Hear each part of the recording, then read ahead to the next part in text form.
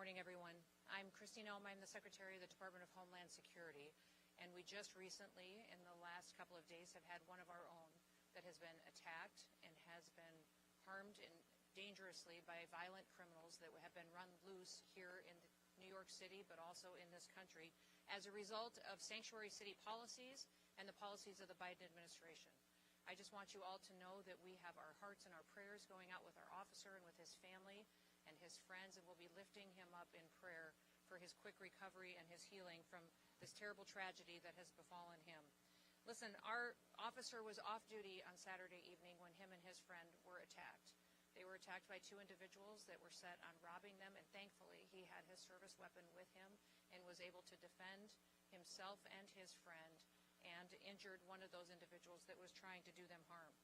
His quick action speaks to his tenacity and his excellence in training and skill, and because of that, one of the perpetrators was wounded in this interaction and was incarcerated when he came in to get medical treatment. One of the suspected attackers, the one that was injured, his name is Miguel Francisco Mora Nunez, a Dominican national that was entering into this country illegally back in 2023. He was then released back into this country by the Biden administration. Miguel Francisco Mora Nunez is and has a rap sheet that is a mile long. He was arrested. He was charged with grand larceny and also assault. The state of Massachusetts has an active warrant out for him for armed robbery with a firearm. He also has many other charges against him, such as kidnapping and witness intimidation. There's absolutely zero reason that someone who is scum of the earth like this should be running loose on the streets of New York City. He was arrested 4 different times in New York City, and because of the mayor's policies and policies, was released back to do harm to people and to individuals living in this city. Make no mistake, this officer is in the hospital today fighting for his life because of the policies of the mayor of this city and the city council and the people that were in charge of keeping the public safe. They refused to do so, and now we have the situation on our hand where someone who has dedicated their lives to protecting the public is now fighting in Sanctuary City and to policies and to change their tactics right now. Their job is to take an oath to protect the public, to out there every single day, provide for each other and to try to live the American dream, and they want to do so safely in their own communities. How many more lives will it take? How many more people have to be hurt and victimized before we have public safety be a #1 priority in some of our largest cities? When I look at what Mayor Adams did to see the families that have suffered because of his policies. We can look across this country at other mayors. We look at Mayor Wu in Boston and what has happened there under her watch. What's happened in LA with the riots and the violence and the protests that have gone on because of Mayor Bass and what she has perpetuated. When you look at Mayor Johnson in Chicago and how devastating it is to live in that city and some of those poorest communities, how they suffer every single day with the violence that's in front of them, just because these individuals are protecting criminals. They're protecting criminals who go out and murder, rape, rob. They perpetuate violence on our children. They traffic them and drugs and damage this country every single day under the protection of Sanctuary City and governors who put in place these policies that allow them to perpetuate these crimes with no consequences. What I would say is today, my hope is that this would wake up these individuals and they would recognize that they can't keep letting these dangerous criminals go free. They can't continue to let these individuals be brought in for crimes they're committing against the public and then releasing them right back onto the streets with no consequences whatsoever.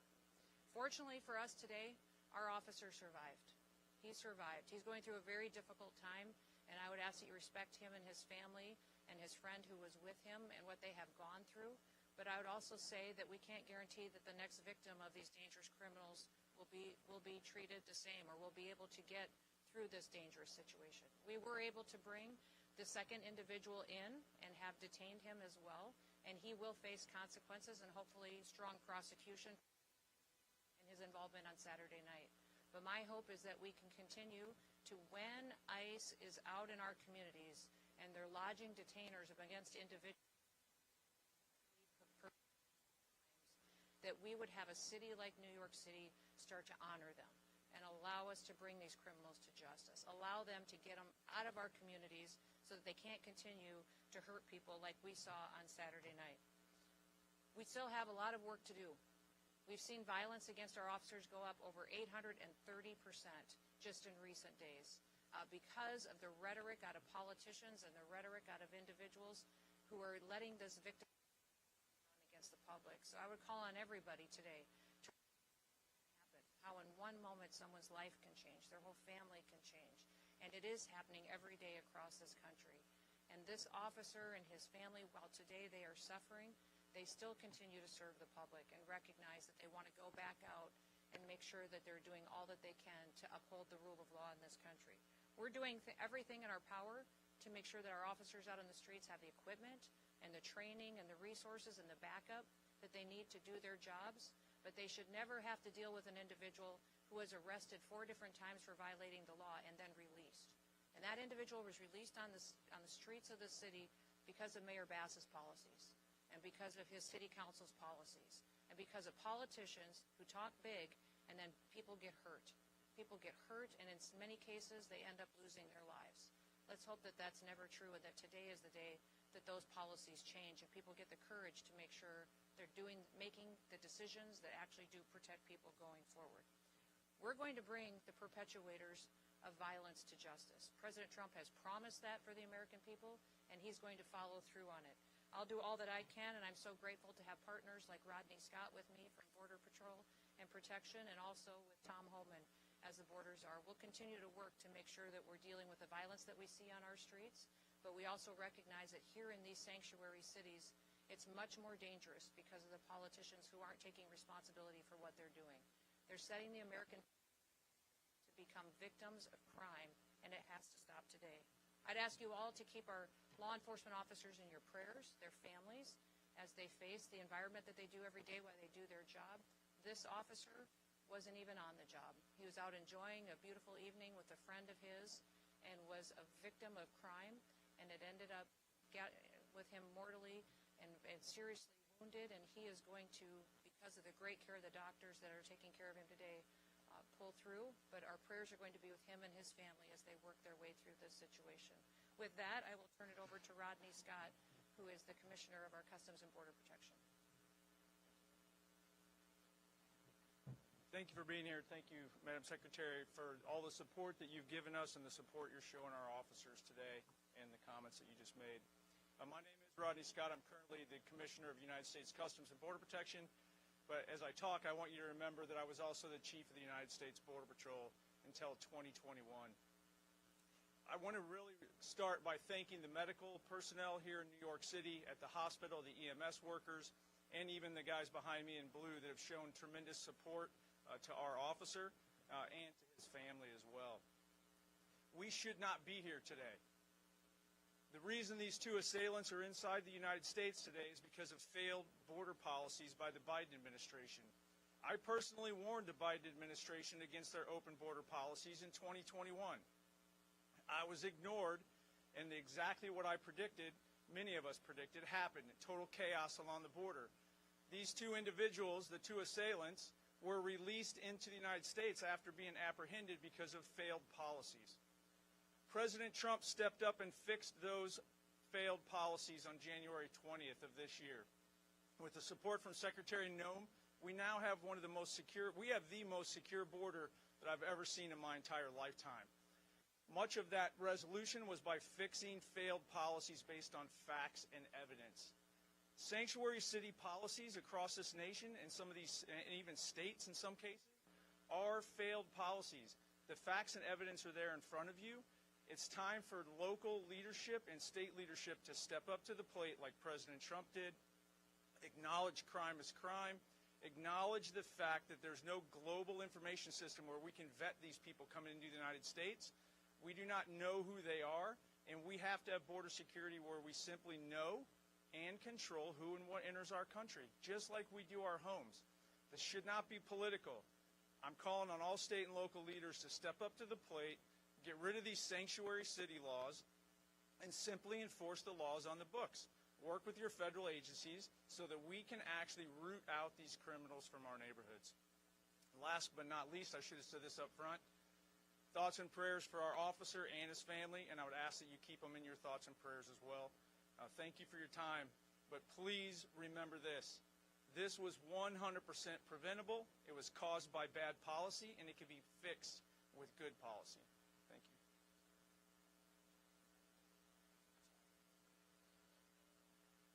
I visited the officer last night. Of course, he was heavily sedated, so I didn't have words with him, but I did talk to his family. They're devastated. It's just a shock to the soul when you walk in and see that young man laying there. Secretary said it, Rodney said it, sanctuary cities are sanctuaries for criminals. Hard stop. I've been doing this since 1984. I've never seen a situation where I see it today. New York City, how many times do you want to see NYPD attacked by illegal alien criminals in the city? Now a federal officer. How many citizens in this city have been attacked by illegal aliens in this city? You see the polls. Everybody agrees we should be arresting public safety threat illegal aliens, but you got a city council here that locked this out of Rikers Island. Are you kidding me?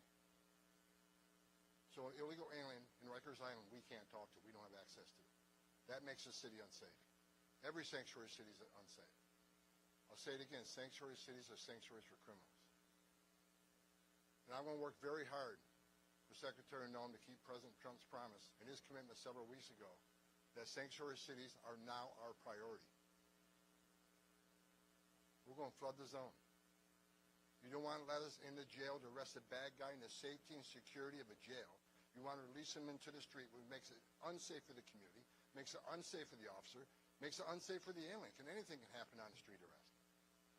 So what we're going to do, we'll have more agents in New York City to look for that bad guy.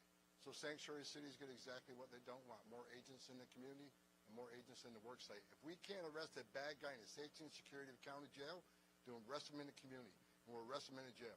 And when we arrest him in the community, if he's with others that are in the country illegally, they're coming too. Sanctuary cities are sanctuaries for criminals. President Trump is not going to tolerate it, and I'll work every day with Secretary Noem to make sure we get as many bad guys, illegal aliens out of this country that we can. And I want to say one more thing.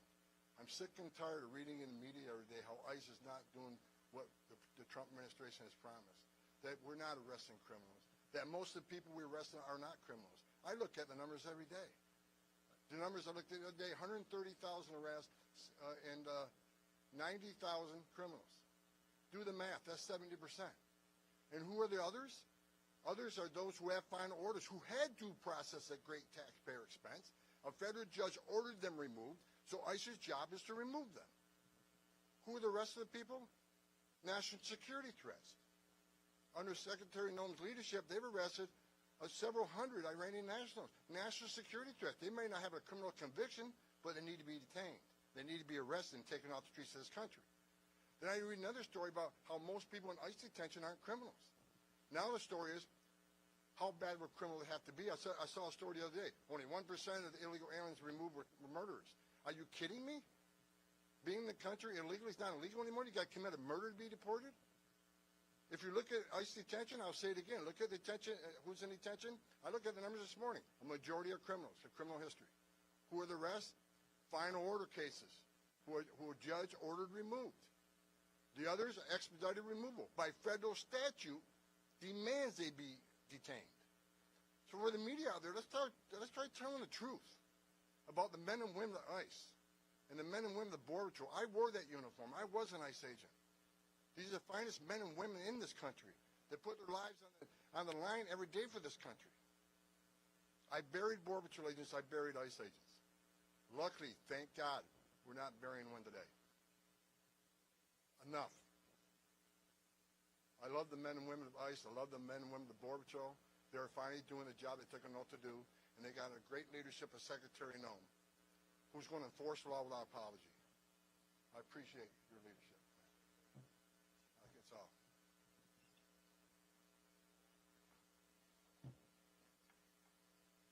Good morning. Diane Sabatino, Acting Executive Assistant Commissioner, Office of Field Operations. First, I certainly want to express my heartfelt thanks to Secretary Noem, Commissioner Scott, and Border Czar Homan for the incredible support they have demonstrated for the New York Field Office, Office of Field Operations, the last couple of days. It is a tragic scenario to get a phone call about an officer, any CBP, Customs and Border Protection employee, that's injured in the line of duty. It was even more tragic, this individual off duty. They picked the wrong guy in this particular case, two assailants, just a crime of opportunity. Unfortunately, and I apologize, I'm a bit overwhelmed. I saw the officer this morning, and having met him before and seeing how challenged our officers are in taking care of each other during this hard time. But just to get back to what I was saying, they picked the wrong individual to try to rob. And thank God, when we invest in our CBP officers, we invest in training, we invest in vigilance 24/7. Our officers and our agents stand watch 24/7 on the front line of the United States of America, and we'll take action and we'll demonstrate that vigilance and dedication at any opportunity.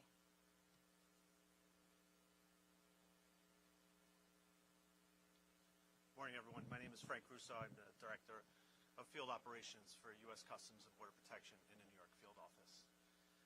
We sit on a historical site. This building, One World Trade Center, sits on the very footprint of our old custom house. We were here from 1973 until 9/11. The memorial fountains that sit outside this window remind us of the attacks on 9/11.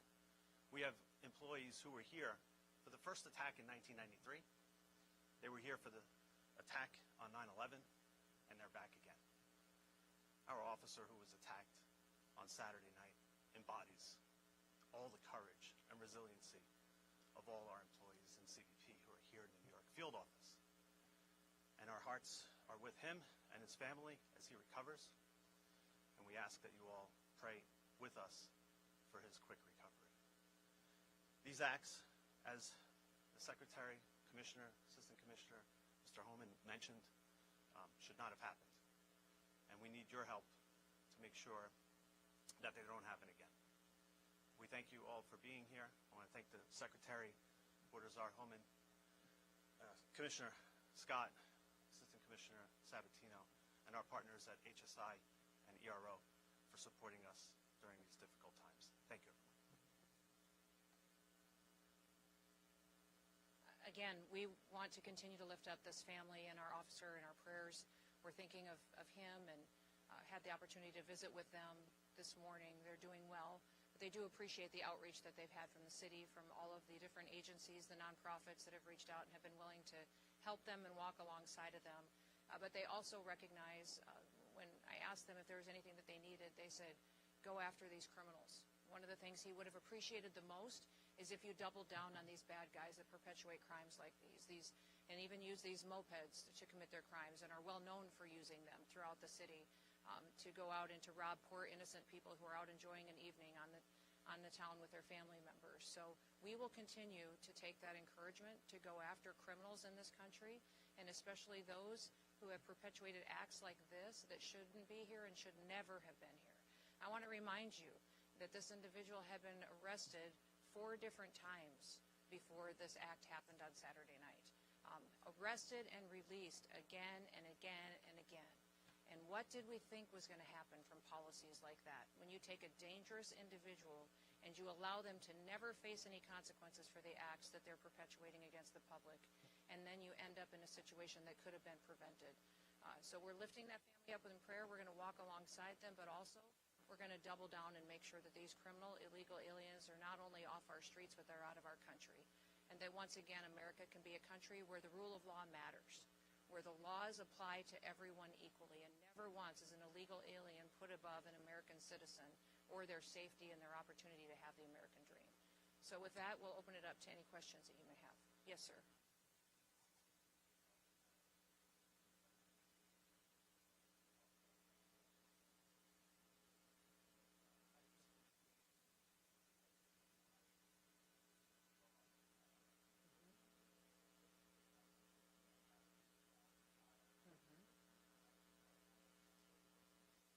we've already had some retired agents that have indicated they'd like to come back and help. They love the opportunity to come back and work for an agency that's allowed to do its job. Under this administration, President Trump is allowing our ICE and our CBP officers, our law enforcement officers, to do their jobs again, and that's reinvigorating them and their desire to want to be a part of a team where someone's got their backs. What we'll do in a city like this is we'll double down. We'll put more agents here. We'll put more personnel here. We'll give them more equipment, more training for situations where they may have to go into a dangerous neighborhood where local law enforcement won't be there to have their backs. And we'll continue to talk to the public about the truth of what we're doing. The media has lied over and over and over again about what President Trump has given us as direction to do in this country when it comes to criminal illegal aliens. We have prioritized them. They are our targets. We're going to go after those individuals that are perpetuating crimes in our country and remove them and get them out and have them face consequences for what they're doing. So what you will see when you have a mayor like this, a city council like this, that's allowing their people to be victimized, is that we will follow through on our promises. We'll put more people here, more agents, more resources, and we'll have more federal agencies deployed in task force models so that they can go out and do their operations and do them safely. Yes, sir.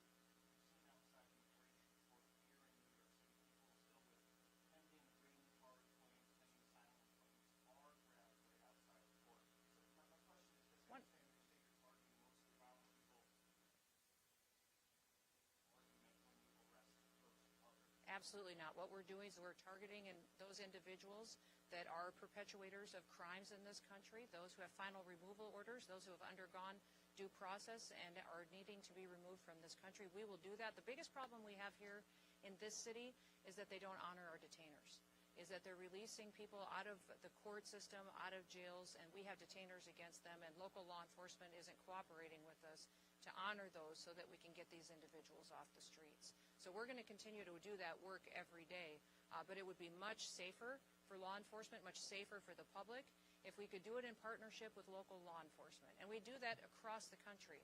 In so many states, we have agreements with city police, with sheriffs, with local law enforcement who partner with us to make sure our officers can be safe while they do this work, and we can clean up communities that are victims of crime. Unfortunately, here in New York City, it's a different situation, because here people play politics and then you have innocent people get hurt, and that shouldn't happen anymore.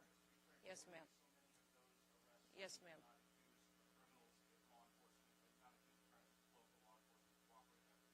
It depends on if you're talking about those who have charges against them, those who have pending charges, those who have final removal orders. Those all continue to be our focus.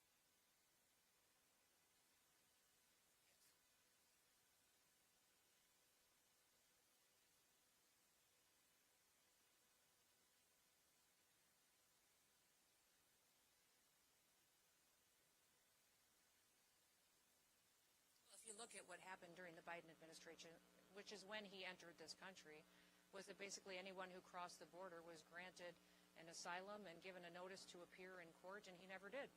Never showed up, of course, which happened with millions of individuals who came into our country. And that's the task that we now have under the Trump administration, is cleaning up the ramifications of that invasion of our country. Remember, people came to this country through an open border and those policies that were terrorists, suspected terrorists, people who were violent criminals from across the world, individuals who were emptied out of prisons and mental institutions, and they came to this country, and Joe Biden and his administration just opened the door and let them flood in. The individuals that perpetuated this crime and violence against our law enforcement officer on Saturday night and his friend were two of those exact same type of individuals that crossed the border under those policies. They shouldn't have been here. They had been arrested in the past and released again. I'm thankful we have a president now who's not going to allow that to happen anymore. Yes, sir. He's an illegal in this country as well. And so he has been brought in. Excuse me? He was detained earlier today and was brought in. It's a case that we will continue to work, but he was a part of this robbery on Saturday night, and hopefully he will face full consequences for being a part of that. He did. They both entered under for the work of our HSI individuals who were able to go out there and partner with other agencies to bring him in this morning. Yes, sir.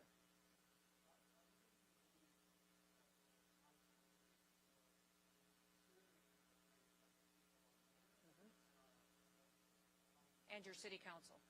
Yes.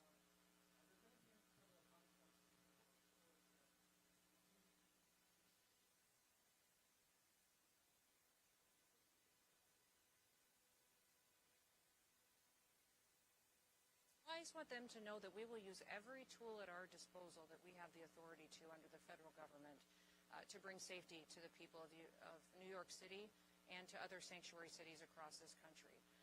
One thing I would encourage the public to do is to continue to speak out for safety, for the ability to walk their kids to school in the morning, for the ability to sleep at home at night safely and not have to worry about violent crime happening right outside of their doorsteps. I've been here in the city several times doing different operations with our ICE officers, with HSI officers. And it's amazing to me how you can be out on the street early in the morning while we're incarcerating many of these individuals who perpetuate violent crimes. And the citizens who live in those neighborhoods walk by us and they say, thank you. Thank you for being here. Thank you for helping us. Nobody would help us, and we've had to live like this for years. Thank you for giving us the chance to be able to walk down our street again without having to worry about who's going to attack us, who might hurt our children, or what might happen to our small business today. That's our mission every day, is to make sure that we're not going to do what Joe Biden did or what these sanctuary politicians do. They decide who has to be a victim and who doesn't be a victim when they pick and choose who they're going to uphold the law against and who they're not going to. And many times their policies have treated illegal criminals better than they have U.S. citizens. It's wrong and it needs to stop. And this situation on Saturday night where our officer was shot and wounded and hurt and is in the ICU right now in the hospital fighting for his life, that had to happen because it shouldn't have happened. It wouldn't have happened if we would have had the right leadership in this city. Yes.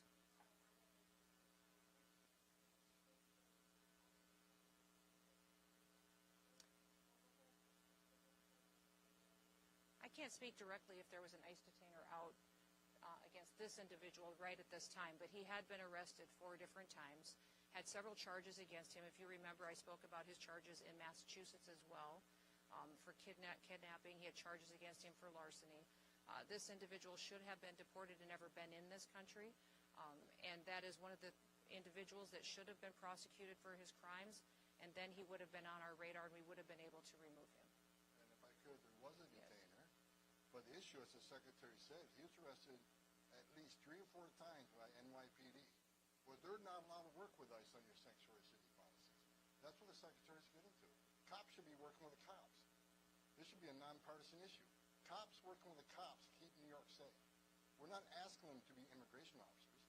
We're asking them to help us remove public safety threat aliens from this country.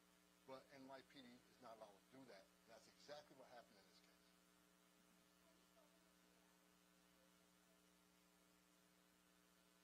We have spoken with him about the policies before and asked him to change those policies. There's times that the NYPD, and I believe that's still in place, that if one of our officers is in jeopardy, they're still backing us up on that, but not doing operations with us, which does happen in many other cities and other jurisdictions. We wish we had that kind of partnership with Mayor Adams, and I know you guys have got a leadership election in this country, or in this city, that's going to be happening soon. Boy, start looking at the candidates today and see which one is going to start making this city safer. Because you've got a mayor today that could have done better, and maybe he'd have more support today if he'd have put his people first. If you look at Commander Shell of NYPD, did an op-ed last night that I read, and I saw him doing an interview this morning. He's got 4 decades NYPD. Even he spoke up, said this should never happen. NYPD should be working with us on criminal aliens. That's not what we're here today about. We're here today to focus on our officer, his family, and to make sure that everybody understands that this didn't have to happen, and that we want more cooperation out of local law enforcement so that we can get dangerous, criminal, illegal aliens off of our streets. Who's talking? Yes, sir.